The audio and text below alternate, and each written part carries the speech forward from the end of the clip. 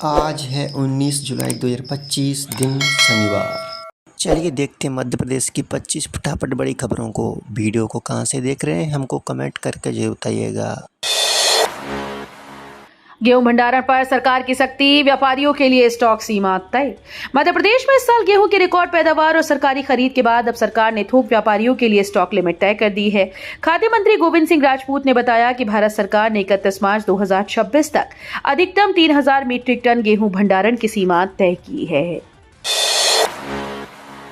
MP में सरकारी शिक्षक बनने का मौका, प्राइमरी टीचर के 13,089 पदों पर वैकेंसी। मध्य प्रदेश के युवाओं के लिए सरकारी नौकरी का सुनहरा मौका आया है। एमपी कर्मचारी चयन मंडल ने प्रदेश भर के सरकारी स्कूल में 13,089 प्राइमरी शिक्षक पदों पर भर्ती प्रक्रिया शुरू कर दी है।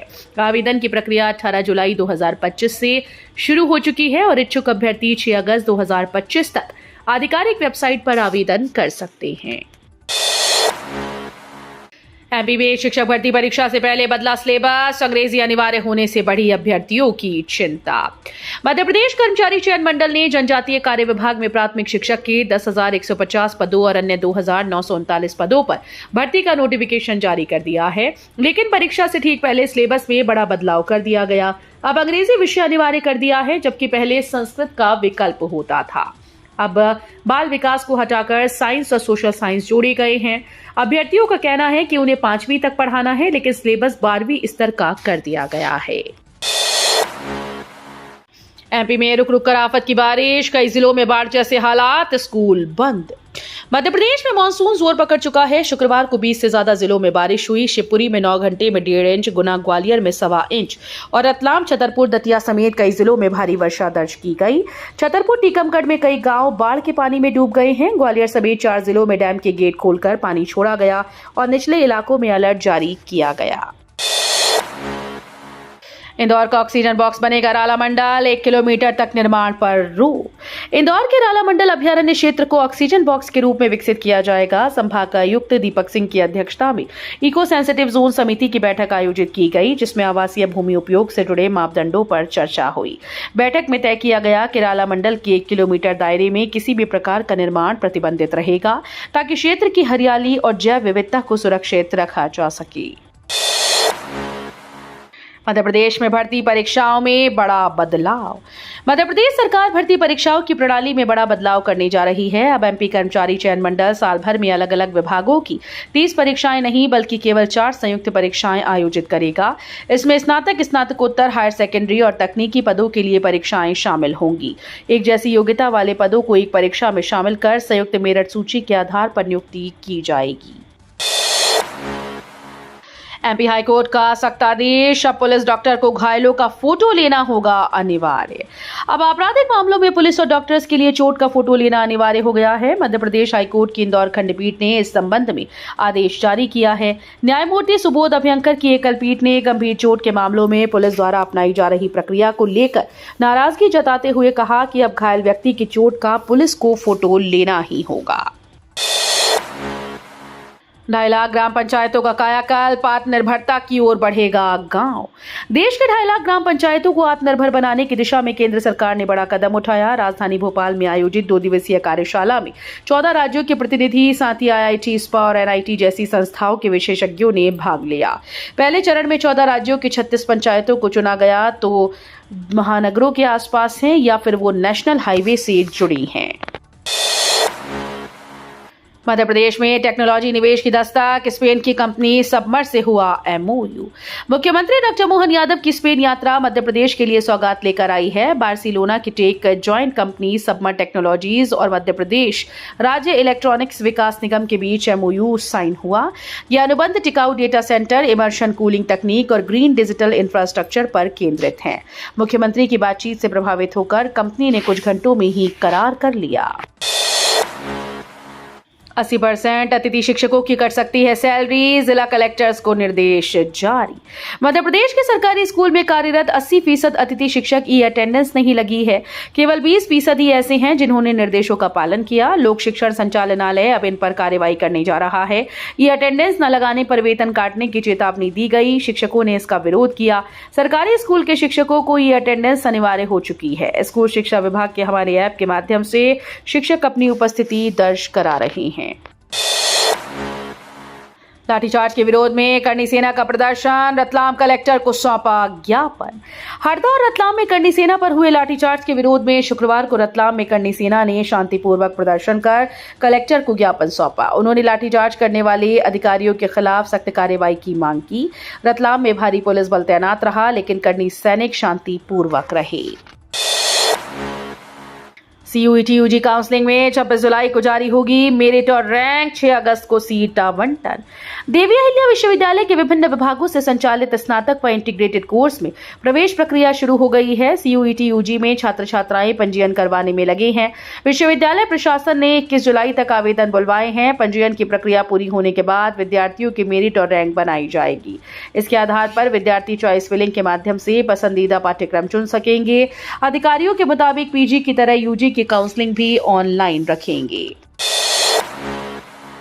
उज्जैन का स्वच्छता मॉडल अब काशी और हरिद्वार में तीर्थ नगरों के लिए केस स्टडी बनेगा।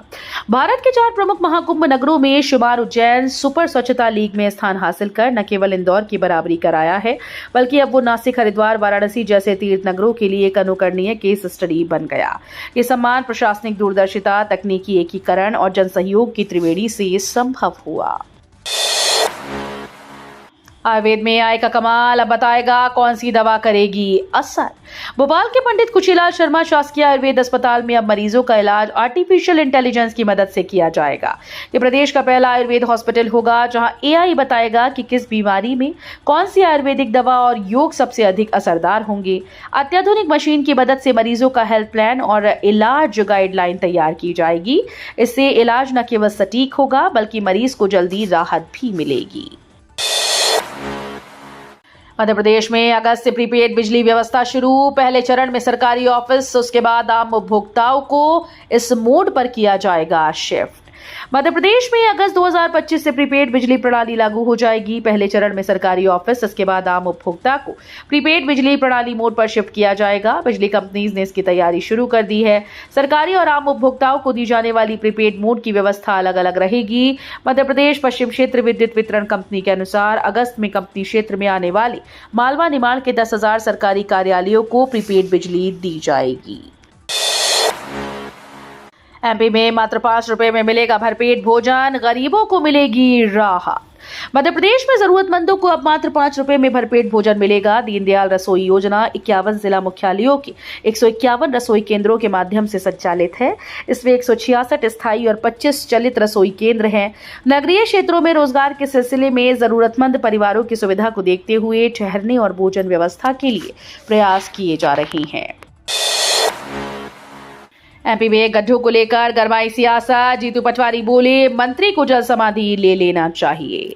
मध्य प्रदेश की सड़कों में हो रहे गड्ढों को लेकर सियासत गरमा गई। PCC चीफ जीतू पटवारी ने सरकार को आड़े हाथों लेते हुए कहा कि गड्ढों में सरकार को डूबकर मर जाना चाहिए। मंत्री को जल समाधि ले लेनी चाहिए या फिर कुछ स्थायी समाधान ढूंढना चाहिए। जीतू पटवारी ने बताया कि विधानसभा सत्र के पहले कांग्रेस का 2 दिनों की ट्रेनिंग होगी, जिसमें सरकार के द्वारा किए गए 52 घपलों पर चर्चा होगी। ऑरेंज लाइन में बनेंगे 8 स्टेशन, 20 भूस्वामियों को नोटिस जारी। MP के भोपाल शहर में मेट्रो की पुल बोगदा ऐशबाग से करोड़ चौराहा तक ऑरेंज लाइन पार्ट 2 की लाइन के लिए जिला प्रशासन ने 2.70 हेक्टेयर जमीन फ्रीज कर दी है। इनसे जुड़े 20 भूस्वामियों को नोटिस दिया गया। जमीन की क्रय विक्रय निर्माण पर पूरी तरह से प्रतिबंध लगा दिया गया। संबंधित जमीन मालिकों को 60 दिन में अपना पक्ष रखना होगा। सुलभ कॉम्प्लेक्स का शुल्क बढ़ाने पर कांग्रेस ने किया प्रदर्शन। बोले, इससे सस्ता दीनदयाल रसोई का खाना। राजधानी भोपाल में नगर निगम द्वारा सुलभ कॉम्प्लेक्स का शुल्क बढ़ा दिया गया है। 6 की जगह अब 10 रुपए वसूला जाएगा। सुलभ कॉम्प्लेक्स के शुल्क बढ़ाने को लेकर कांग्रेसियों ने शुक्रवार को प्रदर्शन किया। पार्षद योगेंद्र सिंह गुड्डू चौहान ने कहा कि दीनदयाल रसोई में 5 रुपए में खाना मिल रहा है। दूसरी ओर टॉयलेट्स के रेट बढ़ाए जा रहे हैं। मध्य प्रदेश में 6 महीने में 11,000 सर्पदंश, हर दिन 125 लोगों को डस रहे सांप। मध्य प्रदेश में बारिश के साथ सर्पदंश की घटनाएं तेजी से बढ़ी हैं। वर्ष 2024-25 की 108 एम्बुलेंस सेवा रिपोर्ट के मुताबिक 1 जनवरी से जून तक 11,000 से ज्यादा लोगों को सांप ने काटा है, जिससे जून महीने में ही 4,205 मामले सामने आए। यानी हर दिन औसतन 125 लोग सर्पदंश का शिकार बन रहे हैं। सबसे ज्यादा केस सागर, रीवा, बैतूल, छतरपुर, जबलपुर, कटनी जिलों से सामने आए हैं। मध्य प्रदेश में आएगी टेक क्रांति, स्पेन की दिग्गज कंपनी सबमर करेगी निवेश। मध्य प्रदेश के मुख्यमंत्री डॉक्टर मोहन यादव स्पेन के बार्सिलोना में छा गए। उनका अंदाज और उनकी बातों ने यहां की टेक जॉइंट कंपनी सबमर टेक्नोलॉजीज प्रबंधन को इतना प्रभावित किया कि उसने सीएम डॉक्टर यादव के कुछ घंटे पहले हुए दौरे के बाद मेमोरेंडम ऑफ अंडरस्टैंडिंग साइन कर लिया। यह एमओयू मध्य प्रदेश राज्य इलेक्ट्रॉनिक्स विकास निगम और सबमर के बीच हुआ। बुरहानपुर के बड़गांव में बढ़ता जा रहा डायरिया का प्रकोप, मरीजों की संख्या बढ़कर हुई 24, अलर्ट पर स्वास्थ्य विभाग। जिला मुख्यालय से 10 किलोमीटर दूर बड़गांव माफी में डायरिया के मरीजों की संख्या बढ़कर 24 हो गई है। गांव में 15 जुलाई को उल्टी दस्त के मरीज बढ़ने की सूचना मिलने पर स्वास्थ्य विभाग की टीम पहुंची थी। जांच के दौरान पहले 15 मरीज सामने आए थे, इसके बाद 2 दिन में 9 और मरीज सामने आए हैं। विधायक कुशा ठाकुर ने कहा, धर्मांतरण के आरोपी छांगुर बाबा के अंगों को काट देना चाहिए। भाजपा विधायक कुशा ठाकुर ने उत्तर प्रदेश में धर्मांतरण रैकेट के आरोपी छांगुर बाबा को लेकर विवादास्पद टिप्पणी की। उन्होंने कहा कि इस तरह के आरोपियों के हाथ पैर व निजी अंगों को काट देना चाहिए। सख्त सजा मिलेगी तो भविष्य में इस तरह का अपराध करने का दुस्साहस लोग नहीं करेंगे। उन्होंने कहा कि छांगुर जैसे लोग शरीयत मानते हैं तो सजा भी उसके अनुसार ही मिलनी चाहिए। जब तक इस तरह की सख्त सजा नहीं दी जाएगी तब तक कुछ नहीं होगा।